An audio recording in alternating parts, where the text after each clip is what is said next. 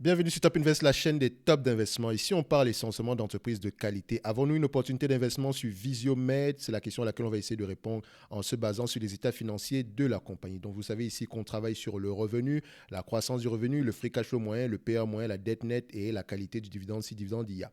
Donc, j'ai bien dit. Bienvenue sur Top Invest, la chaîne des tops d'investissement. Ici, on parle essentiellement d'entreprises de qualité. Qu'est-ce qu'une entreprise de qualité? C'est une entreprise qui arrive. Premièrement, c'est une entreprise qui arrive à maintenir au moins ses revenus stables dans le temps. Au moins, les free cash flows sont stables et en termes de marge sont stables ou croissants dans le temps. Au moins, la dette nette est gérable dans le temps. D'accord? Ici, ça, c'est le premier niveau. D'accord? Il ne suffit juste pas de se limiter aux chiffres pour se dire qu'une compagnie est de qualité. Maintenant, une fois que les chiffres sont intéressants, on va lire les rapports financiers pour essayer de déterminer quel est l'avantage compétitif qui permet à cette compagnie d'être de qualité. Une compagnie qui a des avantages compétitifs, ça lui permet d'avoir un pricing power. Donc, ça peut être la marque, ça peut être un procédé industriel, par exemple. Ça peut également être le fait que votre produit est indispensable pour certaines personnes. D'accord? Ça peut également être le fait que vous ayez les coûts de production les plus bas du marché. Donc, il y a ce type d'avantages compétitifs-là. On en a parlé sur une vidéo tantôt. Donc, quand j'arrive sur Visiomed, moi, en tant qu'investisseur, je ne connais pas la compagnie. La première chose que je vais regarder, ce sont les chiffres. Une fois que les chiffres sont bons, c'est le premier filtre. Je vais regarder, lire les rapports financiers pour écouter l'histoire derrière ces chiffres-là afin de pouvoir bâtir une conviction. Donc, quand j'arrive sur Visiomed, je vous laisse faire la conclusion simplement. Revenus, stabilité des revenus, on peut le dire, d'accord. En termes de marge brute, en termes de marge opérationnelle, zéro, d'accord. En termes de free cash flow moyen, enfin, en termes de free cash flow ici, on a zéro, d'accord.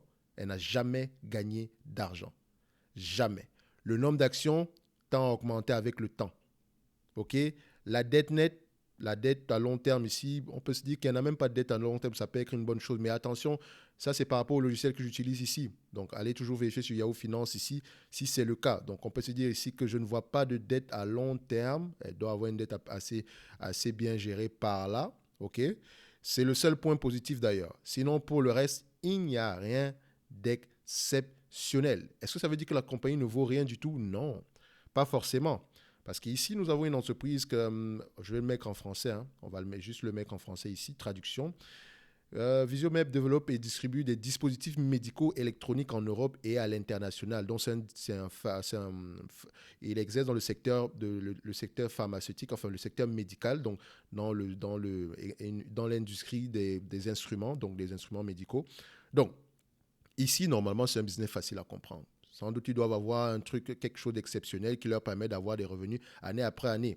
Ici, on dit qu'elle fournit des thermomètres, des tensiomètres, des oxymètres de pouls, des glucomètres sanguins connectés et des électrocardiogrammes connectés. Il ne faut pas que le terme connecté vous fasse peur ou bien vous suscite l'intérêt en vous. Donc, on va se dire que ce sont des choses voilà, qu'on connaît dans nos quotidiens.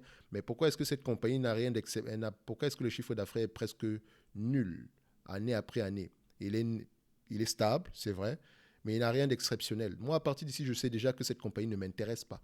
Il n'y a rien d'extra. Il n'y a rien du tout d'extra. Et quand vous voyez ce genre de compagnie-là, ce n'est même pas une question de courbe, hein. D'accord? Parce que même si on était en 2016 ici, je n'aurais jamais acheté cette compagnie-ci à ce prix. Jamais de la vie. Je ne l'aurais même pas acheté d'ailleurs. D'accord? C'est même pas une question de prix. Parce que même seulement, quand vous regardez même le book value, ici, je ne suis même pas sûr que ce book value-là est tangible. C'est-à-dire qu'il est constitué en majorité de cash et d'actifs tangibles, en fait. Donc, des actifs dont on peut se débarrasser rapidement, comme des immeubles, des choses comme ça. Mais quand moi j'arrive sur ce genre d'entreprise, je veux gagner du temps. C'est la raison pour laquelle, une fois que je regarde que le revenu, il est stable, premier point. La marge opérationnelle, il n'y a rien du tout, c'est un point négatif.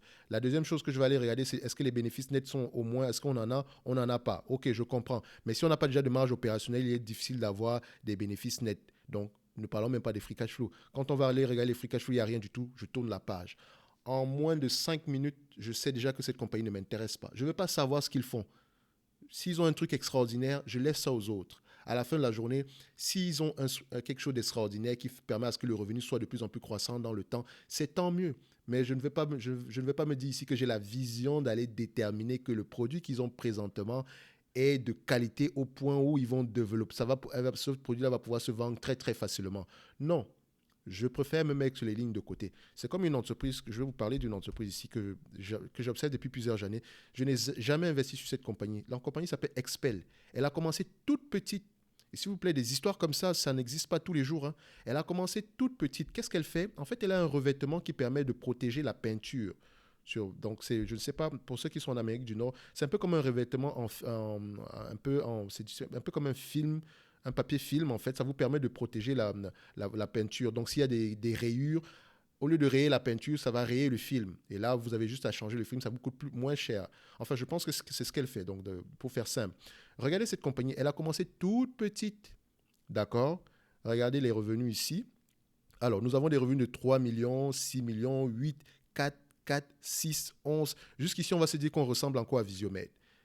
Mais regardez, quand on a des revenus de 4 millions, on est déjà bénéfice opérationnel positif.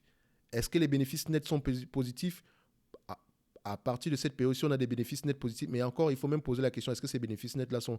Généralement, les bénéfices nets sont inférieurs aux marges nettes. D'accord? Donc, faites attention à ça. Donc, ici, je peux me dire qu'il y a une certaine variation, mais il y a quelque chose de positif qui commence à se passer dans cette compagnie.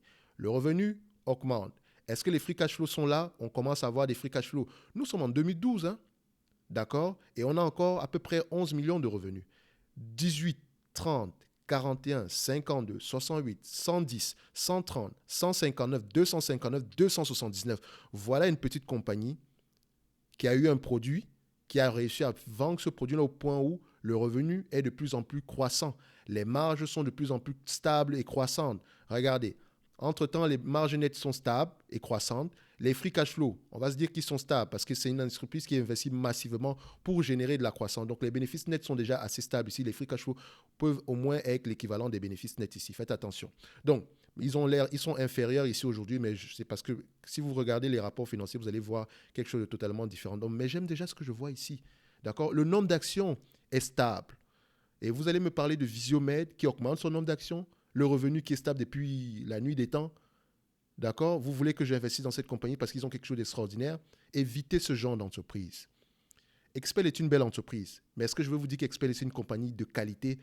Ça, c'est un point d'interrogation. Mais je vais déjà creuser sur cette compagnie pour essayer de comprendre pourquoi est-ce que le revenu est de plus en plus croissant. Quelle est la taille du marché? Quels sont les compétiteurs? Qu'est-ce qu'elle fait exactement? Pourquoi est-ce que ce produit-là pourrait avoir un bel avenir? D'accord? Donc, allez-y creuser sur Expel. C'est une belle entreprise. Allez-y regarder ce qu'elle fait. Il y a également une entreprise qui m'intéresse bien. Enfin, c'est MTY. MTY, en fait, c'est un peu comme un McDo, mais ils ont plusieurs bannières. En fait, elle a commencé toute petite. C'est comme une toute petite entreprise qui a commencé à avoir des revenus de plus en plus croissants. En 2010, on était à 65 millions. Aujourd'hui, on est à 475 millions. Et ça ne fait que continuer à augmenter. Si vous avez le temps, c'est une compagnie canadienne. Allez-y, regardez ce qu'elle fait. Et s'il vous plaît, ici au Canada, on a d'excellentes entreprises également de qualité. Il n'y a pas que les États-Unis dans le monde. Il n'y a pas que l'Europe dans le monde. Le Canada a de très belles entreprises, exceptionnelles, je vous dirais. D'accord?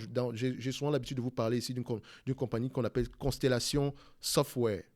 C'est une entreprise elle n'a rien à envier à Microsoft, pour vous dire la vérité. C'est 2000 $ l'action, mais ces 2000 $, ça les vaut très bien. D'accord? Et l'entreprise continue à augmenter de plus en plus. Ce n'est pas 86 fois les bénéfices, c'est 26 fois les bénéfices. Et son marché est tout simplement énorme. Elle a commencé toute petite. D'accord? Elle a commencé toute petite. Regardez le revenu. À peu près 200, 400, 600. Et aujourd'hui, on est à 5 milliards. Et aujourd'hui, elle a spin-off une entreprise qu'on appelle Topicus, qui est essentiellement qui se concentre uniquement sur les entreprises européennes. Je pense qu'elle est même éligible au PEA. Allez-y regarder Topicus. Je ne sais pas si elle est cotée sur... je pense qu'elle doit être cotée à Amsterdam mais également. Allez-y vérifier ça, je ne sais pas. Mais Topicus, en fait, c'est un spin-off de Constellation Software qui va se concentrer uniquement à faire la même chose, mais en Europe. Voilà de belles entreprises qui commencent toutes petites et sûrement pas Visiomed. C'est la même chose avec les Gossin, les DroneVolt, ce genre de bêtises-là. Excuse-moi de parler comme ça à la personne, c'est juste que je ne veux pas que vous regardiez ce genre de compagnie-ci. En 2 secondes, vous avez déjà développé, à force de regarder les vidéos ici, même pas ça, à force de lire sur les rapports financiers, vous développez déjà certains automatismes. Vous pouvez déjà voir ici qu'il n'y a rien d'exceptionnel. Je voulais que cette vidéo fasse 1 minute, mais quand je commence à parler de compagnie de merde, ça m'énerve tellement que je ne veux pas que les gens regardent ce genre d'entreprise. Je vous encourage vivement à ne pas le faire. 2 secondes, je regarde le revenu, la marge opérationnelle. Ces deux informations-là me disent déjà qu'il n'y a rien d'exceptionnel. Donc, revenu, marge opérationnelle et bénéfice net, free cash flow, c'est fini. 3 secondes, c'est plié. Je passe à autre chose. Ça, ce n'est pas une compagnie de qualité. D'accord? Et ça je ne pense pas que ça va le devenir un jour. Et je ne souhaite pas, je ne suis pas en train de souhaiter que ce ne soit pas, que l'entreprise ne devienne pas de qualité, mais il n'y a rien d'exceptionnel ici. En tout cas, ça ne sera pas avec mon argent qu'ils vont financer leur business. D'accord? Et si vous allez regarder ici, le management se paye gracieusement, tranquillement. Donc, moi ici, je n'y investis pas du tout et je ne veux pas perdre mon temps à aller l'analyser ou bien à commencer à rêver. C'est bien passionnant d'acheter 10 000 actions à 20 sous ou à 20 centimes d'euros, mais personnellement, je veux gagner de l'argent et ce genre de compagnie ici ne m'intéresse pas du tout. Donc, je vous ai cité 2 entreprises ici, allez-y regarder et j'en ai comme ça à l'appel. Je pourrais vous citer des dizaines d'entreprises de qualité que peut-être vous ne connaissez pas, mais qui sont là, qui sont peut-être surévaluées aujourd'hui, mais quand vous connaissez la qualité, vous la mettez de côté et vous observez juste. Au fur et à mesure, vous faites le monitoring et quand le prix est bon, vous pouvez réagir rapidement. À chaque fois que je vous parle d'entreprise ici, il y a une entreprise dont je vais parler ici, c'est SNBR. Je ne pourrais même pas dire que c'est une compagnie de qualité, mais ça reste une belle entreprise. D'accord? Dernièrement, elle a pris 15% en une journée, mais bon, c'est pas ça qui nous intéresse. Elle est toujours sous-évaluée, elle vend quoi? Des matelas connectés. Ouais, vous allez dire, ouais, mais des matelas connectés, mais bon, semble-t-il qu'elle a trouvé le traîneau ici pour pouvoir vendre des matelas connectés très facilement. D'accord? Donc, on va y revenir sur la prochaine vidéo d'ailleurs. En tout cas, sur Visiomed, ce n'est même pas une opportunité d'investissement, elle ne mérite même pas être dans une watchlist qui se respecte. Donc, on va juste dire, jamais de la vie, on va y investir, en tout cas, dans l'état actuel des choses, ça ne nous intéresse pas. On va se donner rendez-vous sur la prochaine vidéo et d'ici là, portez-vous bien et évitez ce genre de compagnie de merde. Merci.